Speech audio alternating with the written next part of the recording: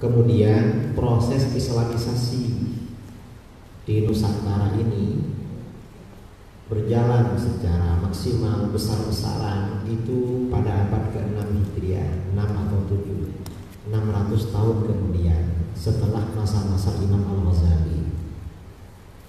Kemudian Islam ini disebarluaskan secara besar-besaran melalui para ulama, para dai yang datang dari Yaman, dari Hadramaut dan dari daerah-daerah lain, tapi mayoritas dari Hadramaut. Nah, ada satu hal yang menarik. Proses islamisasi bangsa kita ini berbeda dengan proses islamisasi daerah-daerah lain di dunia. Apa perbedaannya? Sebagian besar daerah di Timur Tengah, Jazirah Arab dan sekitarnya, Islam itu disebarkan melalui pendekatan militer, melalui peperangan. Umat Islam mengirimkan tentara kemana-mana, kerajaan-kerajaan diajak masuk Islam, kalau nggak mau diperangi. Nah, proses islamisasi bangsa Indonesia tidak seperti itu. Apa proses islamisasi bangsa kita? Bangsa kita ini proses islamisasinya melalui pendekatan budaya, pendekatan adat istiadat, tidak melalui pendekatan militer. Karena sebagian ulama yang berdakwah ke Indonesia, ke Nusantara ini sambil berdagang, sebenarnya bukan tujuan berdagang. Mereka berdagang itu untuk berdakwah, hanya pendekatan saja kepada masyarakat. Dan mereka, para ulama yang berdakwah ke sini itu tidak membawa istri. Raja-raja di Indonesia dulu dalam sebagian sejarah, ketika orang-orang Arab datang berdakwah sambil berdagang, karena pedagang itu biasanya kaya-kaya, raja-raja itu tidak keberatan asalkan mereka memperistri penduduk Mekah. Itu kewajiban sebagian raja-raja. Nah, para dai, para ustadz, para kiai dari Arab datang berdakwah, lalu diberi kewajiban kawin dengan penduduk lokal. Itu kewajiban yang diterima dengan lapang dada, karena kewajiban ini sangat menyenangkan. Akhirnya terjadi perkawinan. Dari sini akhirnya proses islamisasi melalui pendekatan budaya. Dan adat istiadat budaya yang berkembang di Nusantara itu tetap berlaku sampai sekarang. Nah, budaya apa yang berlaku di masyarakat kita? Bangsa Melayu ya, rukun Melayu ini dulu mayoritas menganut agama itu. Sebagian agama Buddha dan sebagian animisme. Tidak punya agama, hanya punya kepercayaan.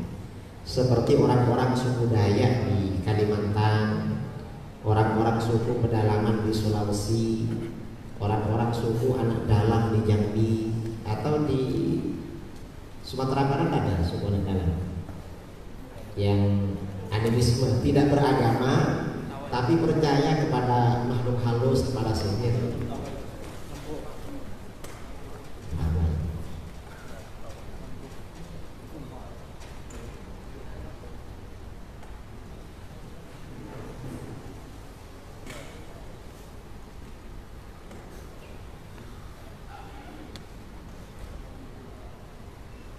Ini bumi menyapa kita. Saya kira apa? Manfaatkan ini banyak begitu. Apa tadi? Nah, budaya bangsa kita ini yang paling banyak itu budaya makan-makan. Mungkin karena daerah Nusantara ini curah hujannya luar biasa cukup. Daerahnya subur, pepohonan tumbuh dengan subur, banyak ternak, kemudian sungai-sungai dan laut kaya dengan ikan. Produksi makanan bangsa kita luar biasa melimpah. Karena produksi makanan melimpah, bangsa kita senang makan. Karena senang makan, bangsa kita ini senang bikin acara makan-makan. Istrinya hamil, itu kalau di Jawa dapat 4 bulan makan-makan, selamatan makan. Dapat 7 bulan makan lagi. Nanti lahir dapat 40 hari selamanan makan lagi. Kemudian kakeknya meninggal dunia 7 hari masih makan. Hari ke-40, ke-100, ke-1000 masih makan. Ini mengapa ada tradisi makan-makan? Karena bangsa kita memang senang masih makan. Jangankan dalam keadaan senang seperti menikah, anaknya lahir susah pun masih makan pada anak. Ini bangsa kita. Nah, para ulama dulu melihat berbagai macam tradisi yang berkembang. Kalau tradisi itu tidak melanggar ajaran agama, oleh para ulama tetap dilestarikan, berjalan, dan dijadikan sarana pendekatan di dalam berdakwah. Tapi ini contoh seperti tradisi makan-makan tetap berlangsung.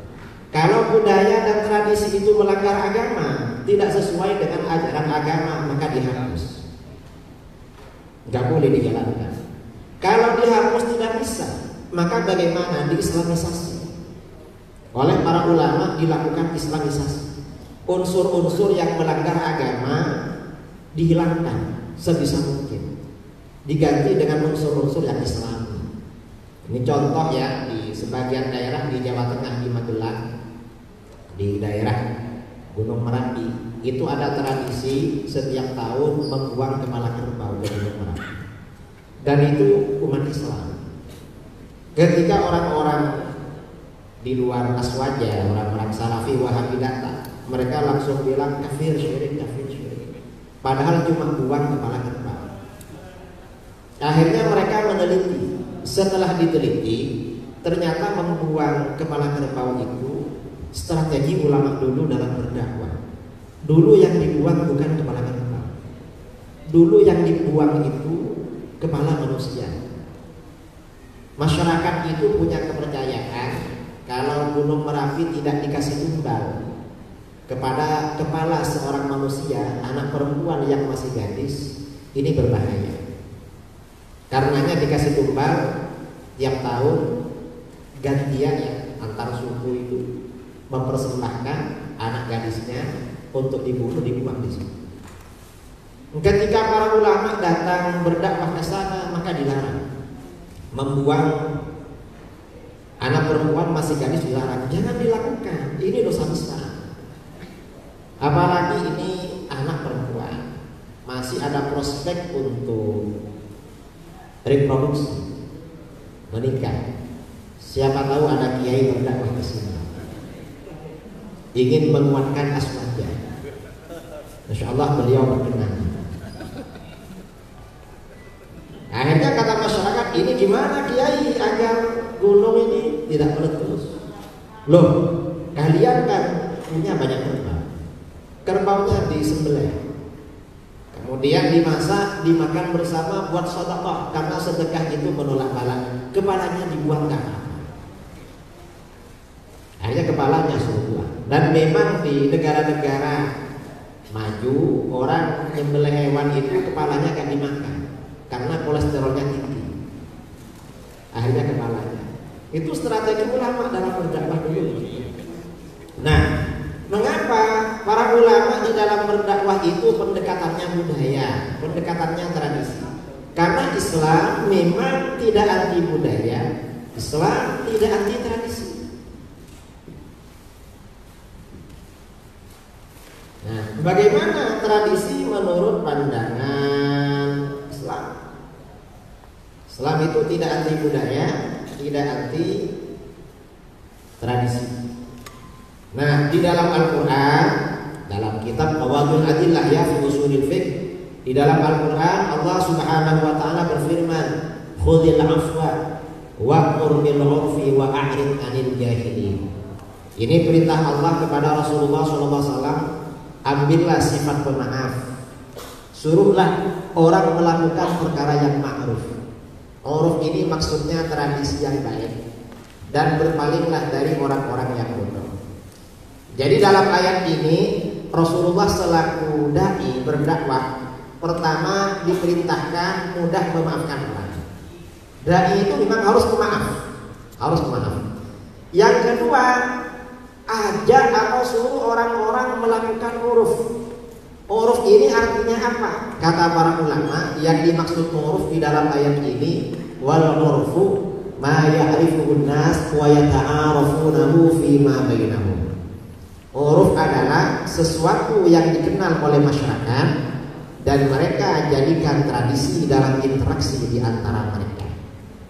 Nah, ini artinya apa? Di dalam ayat ini ada perintah agar Rasulullah SAW memerintahkan umatnya mengikuti huruf tradisi. Berarti kalau begitu tradisi itu diakui di dalam agama. Nah, karena Al-Quran seperti itu perintahnya berkaitan dengan huruf atau tradisi, maka bagaimana? Seperti dikatakan oleh para ulama, Rasulullah SAW di dalam dakwahnya juga tidak lepas dari pendekatan budaya dan tradisi. Ini dalam dakwah Rasulullah SAW. Kita ini kalau belajar ya di pondok-pondok, di perguruan tinggi, belajar hadis atau fikih, maka di dalam kitab-kitab fikih atau hadis ada hukum-hukum agama yang sebenarnya oleh Rasulullah SAW diambil dari budaya sebelumnya. Tahu budaya Arab? Misalnya seperti akikah. Akikah itu asalnya dari budaya Arab. Orang Arab jahiliyah kalau anaknya lahir, melahirkan bayi, kalau bayinya laki-laki sembelih kambing 2. Kalau bayinya perempuan sembelih kambing 1. Setelah kambing disembelih, darah kambing itu diusapkan pada rambut dan badan si bayi. Itu masa jahiliyah. Begitu Rasulullah SAW diutus berdakwah menyebarkan agama, akikah tetap dijalankan. Sementara mengusapkan darah pada rambut dan badan itu tidak boleh. Mengapa? Karena itu tidak ada gunanya dan darah ini perkara yang najis. Orang gak boleh mengotori dirinya dengan perkara najis. Sedangkan akikah tetap jalan terus. Mengapa jalan terus? Akikah ini tradisi yang baik. Buktinya baik, kita ini kalau sudah lama gak makan kambing, mau beli kambing gak ada uang, tiba-tiba dapat undangan dari tetangga. Setelah dibaca undangannya ternyata akikah, pasti senang. Mengapa? Ini kambing ini, karena akikah. Begitu dilihat nama bayinya, ternyata bayinya laki-laki. Setelah dilihat bayinya 2, kembar anaknya, laki-laki kembar. Berapa kambingnya ini? Kembar 2, 4 kambingnya. Ini benar-benar mantap. Nah ini artinya apa? Akikah itu tradisi yang baik. Karenanya Islam ini tidak anti budaya, tidak anti tradisi. Ini contoh. Nah kemudian juga ya, termasuk budaya, termasuk ajaran agama yang diambil dari budaya sebelumnya. Puasa Asyura. Puasa Asyura itu asalnya dari Yahudi.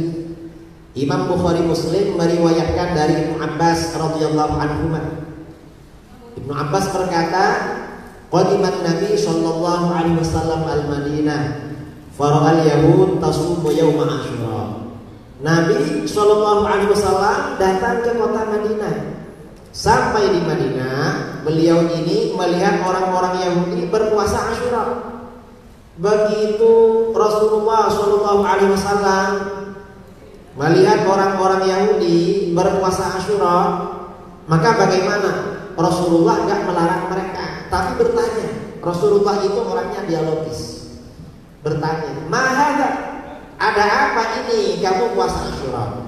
Ternyata apa? Qalu, orang Yahudi berkata, hadza yaumun salih, hadza yaumun najjallahu azza wa jalla bani Israil min aduwwihim.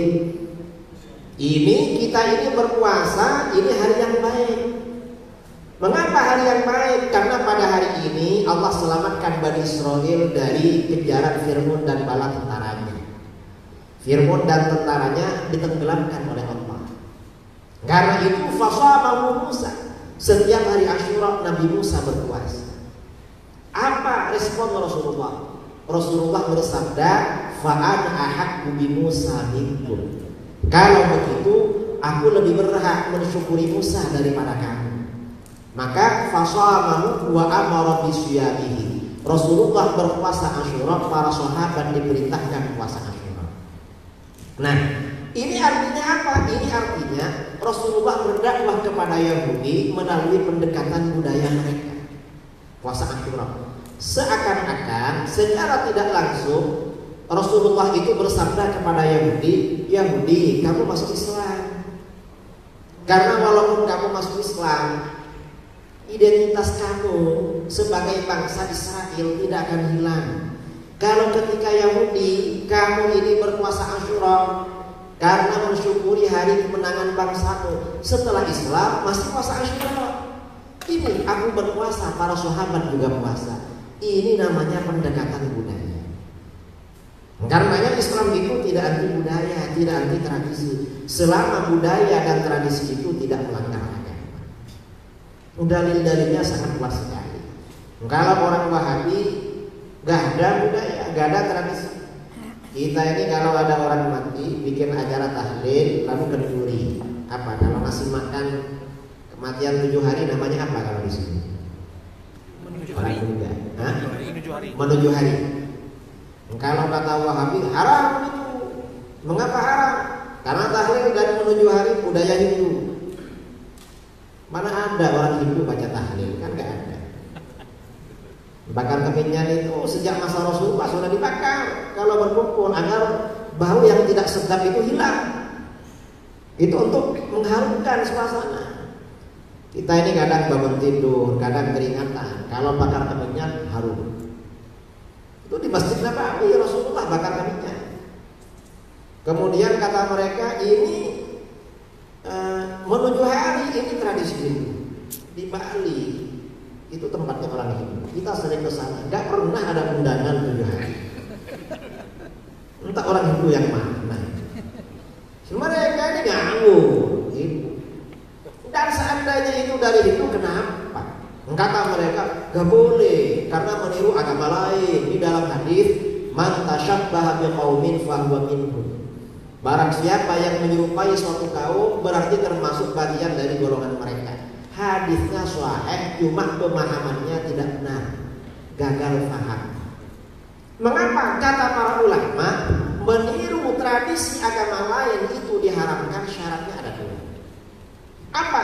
Yang pertama, ayyakunal fi'lu madhmuman fi syar'i. Perbuatan yang kita tiru itu harus perbuatan yang tercela menurut kacamata agama. Kalau yang kita tiru bukan perbuatan tercela, gak masalah. Kita ini ceramah, khutbah di masjid, azan pakai mikrofon. Mikrofon ini yang buat pertama kali orang Arab apa orang Yahudi? Orang mana? Orang Yahudi. Malah kita ini pakai laptop, pakai ini. Ini orang dari Arab apa dari Yahudi? Dari Yahudi. Tapi gak apa-apa. Mengapa? Ini bukan perbuatan tercela. Kita ini kalau gak pakai mikrofon, ini peserta harus maju semua. Dan panitia ya harus menyiapkan minuman yang segar biar suara ini tidak cepat habis. Kalau begini ini karena mikrofonnya bagus, walaupun minumnya air putih gak apa-apa. Ini syarat yang pertama. Yang kedua, meniru tradisi budaya lain itu haram. Ayyakuna biqasdit tasyabbuh. Orang meniru itu memang tujuannya meniru. Kita ini bikin acara-acara begini gak ada tujuan meniru orang kafir, dan ini bukan perbuatan tercela. Karenanya tidak ada masalah. Ini Wahabi ya, Wahabi ngaku. Nah, bangsa kita ini budaya yang paling berlaku itu budaya kasih makan, kasih minum, kasih makan. Orang meninggal kasih minum, kasih makan. Ini mengapa kasih minum, kasih makan? Orang Wahabi melarang ajaran menuju hari. Mereka kalau datang tidak mau makan biasa. Itu mereka melarang. Mengapa? Katanya sesat, gak ada dalil. Lu kata siapa? Sedekah untuk orang mati itu sampah. Karena di dalam hadis riwayat Bukhari Muslim dari Aisyah radhiyallahu anha, anna rajulan atan Nabiy sallallahu alaihi wasallam faqala, seorang laki-laki datang kepada Nabi sallallahu alaihi wasallam lalu bertanya, "Ya Rasulullah, hai Rasulullah, inna ummi uftulitan nafsaha wa lam tusi." Sesungguhnya ibuku tiba-tiba meninggal dunia dan tidak sempat berwasiat. Wa uraha law takallamat tasaddaqat. Saya kira seandainya ibuku sempat berkata-kata, beliau pasti berwasiat untuk bersedekah. Afalaha ajrun in tasaddaqtu anha. Apakah ibuku dapat pahala kalau aku bersedekah untuk beliau?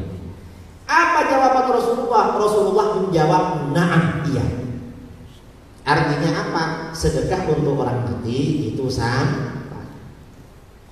Begitu dalil ini disampaikan, apa kata Wahabi? Ada orang Wahabi dari Malaysia kirim video pada kita. Kata dia, gak apa-apa sedekah untuk orang mati, tapi jangan pakai minum, jangan pakai makan. Siapa yang melarang? Lah pakai apa? Kalau mau sedekah untuk orang mati, bangun masjid, bangun surau, bangun madrasah. Loh, suruh bangun masjid, dari mana uangnya? Gak mampu kita perorangan. Dan masjid di kampung sudah ada. Itu pun kadang-kadang surat maktubah sulit cari imam. Imamnya gak ada. Apalagi nambah masjid lagi. Bukan sulit jamaah lagi, jamaahnya sulit, imamnya sulit. Dan para ulama ini melegalisir, melestarikan tradisi sedekah minum dan makan itu bukan asal-asalan, bukan tanpa dalil, bukan. Mengapa ada sedekah minum, sedekah makan oleh para ulama dilegalisir? Karena dalam kacamata agama, di dalam kitab-kitab fikih, Syekhul Islam Zakaria Al-Ansari dalam kitabnya Al-Matalib, beliau berkata, afdhalus shadaqah al-ma. Sedekah yang paling utama nomor satu adalah air. Tsumma ta'am, kemudian di bawahnya makan. Air ini memang paling afdal, sedekah paling utama. Mengapa air paling utama? Dalam hadis riwayat Imam Abu Dawud, Sa'ad bin Ubadah radhiyallahu anhu bertanya, "Ya Rasulullah, ayyu shadaqati a'jabu ilaik?" Hai Rasulullah, sedekah apa yang paling engkau senangi? Pahalanya paling besar. Apa jawaban Rasulullah? Rasulullah menjawab, al-ma, air. Jadi air ini paling disenangi, pahalanya paling besar, sedekah air. Mengapa air ini paling disenangi? Karena air ini paling banyak dibutuhkan orang. Kita ini bangun tidur minum air. Kita ini naik mobil minum air. Pulang dari kantor minum, sambil ceramah minum air. Memang air. Dan jangan dikira sedekah air ini tidak penting. Kadang-kadang gara-gara sedekah air dosa besar diampuni oleh Allah. Padahal dosa besar. Dalam hadis riwayat Imam Bukhari Muslim dari Abu Hurairah radhiyallahu anhu, Rasulullah SAW bersabda, bercerita tentang Bani Israel sebelum Islam. Bainama kalbun yutifu bi raqiyatin qad kada yaqtuluhul 'atash. Ketika ada seekor anjing mengelilingi sumur, anjing tersebut benar-benar hampir mati karena kehausan. Ada anjing hampir mati karena kehausan, mau meloncat dalam sumur gak bisa, akhirnya cuma mengelilingi. Idra'athu baghiyun min baghaya Bani Israel. Tiba-tiba seorang pelacur Bani Israel pulang kerja melihatnya. Pelacur itu biasanya kerjanya malam hari, kalau siang pulang. Melihat anjing hampir mati kehausan, hatinya merasa iba. Kasihan anjing ini. Karena merasa iba, merasa kasihan, fanaza'at muqah. Pelacur ini melepas sepatunya. Dulu pelacur pakai sepatu, entah sekarang pakai apa kan. Setelah melepas sepatunya, dia turun ke dalam sumur. Dulu sumur gak pakai timba, gak pakai tali. Peradaban manusia belum sampai ke situ. Pakai tangga, ambil air dengan sepatunya. Fasaqat, lalu dia kasih minum anjing itu dengan sepatunya sampai anjingnya segar. Setelah segar dia pulang. Habis itu dia meninggal dunia. Apa yang terjadi? Gara-gara kasih minum anjing, faghufira lahabi, Allah ampuni dosanya sebagai pelacur. Padahal yang dikasih minum adalah air. Apalagi kalau yang dikasih minum ini manusia, tambah pahalanya. Apalagi manusianya orang apalagi muslimnya ahlus sunnah wal jamaah, apalagi pengurus tambah mantap. Padahal ngasih minum anjing, kira-kira saudara ada yang pernah ngasih minum anjing?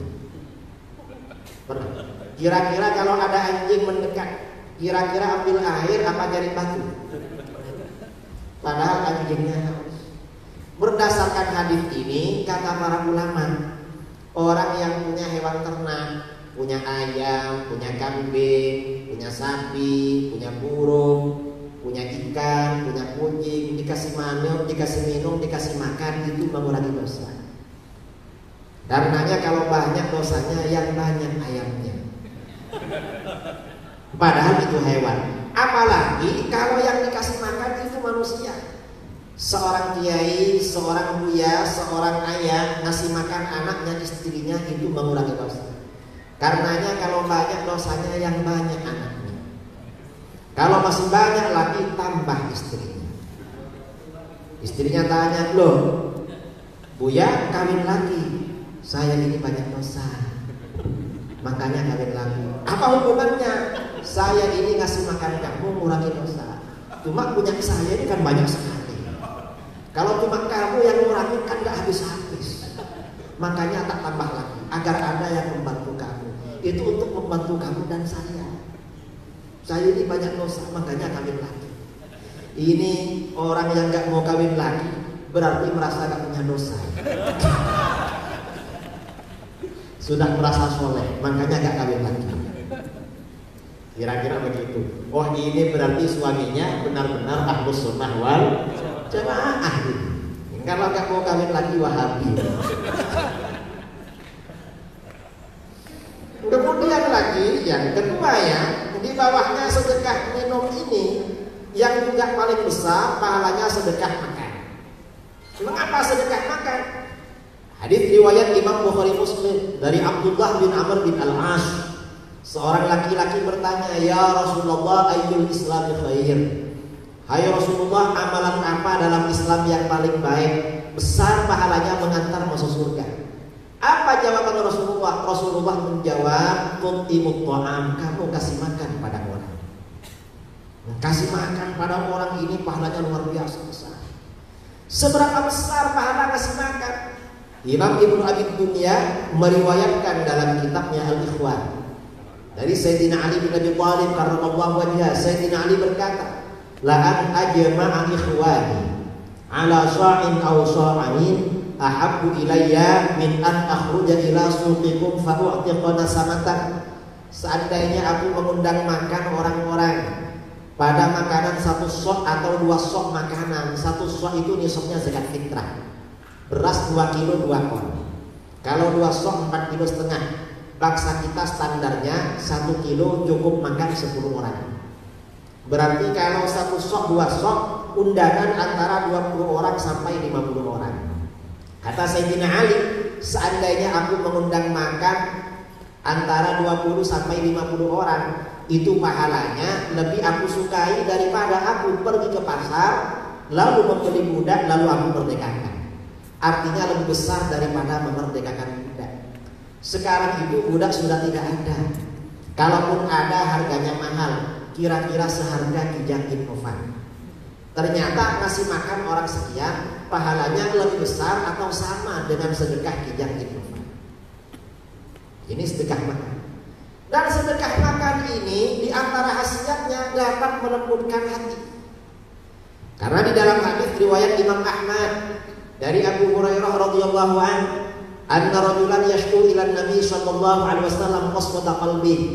Seorang laki-laki mengadu kepada Nabi sallallahu alaihi wasallam karena hatinya keras. Rasulullah, hati saya ini keras. Kalau ada nasihat masuk dari telinga yang kanan keluar dari yang kiri, gimana biar hati ini lembut? Apa jawaban Rasulullah? Rasulullah SAW menjawab, "Idza aradta ayyadina qalbuk fa'at'imil miskin." Kalau kamu ingin hati kamu menjadi lembut, kamu yang senang kasih makan orang miskin. Ngasih makan orang miskin dapat melembutkan hati. Bangsa kita ini suka ngasih makan. Karenanya hatinya lembut-lembut. Begitu para ulama datang berdakwah, berbondong-bondong masuk Islam. Karena sudah lembut.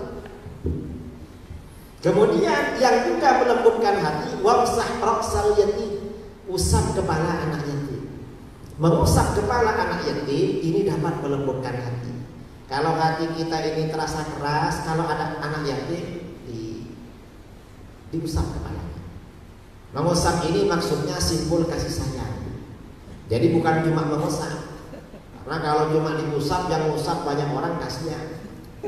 Setelah mengusap, nanti dompetnya dibuka, lalu ambil uang yang paling kecil.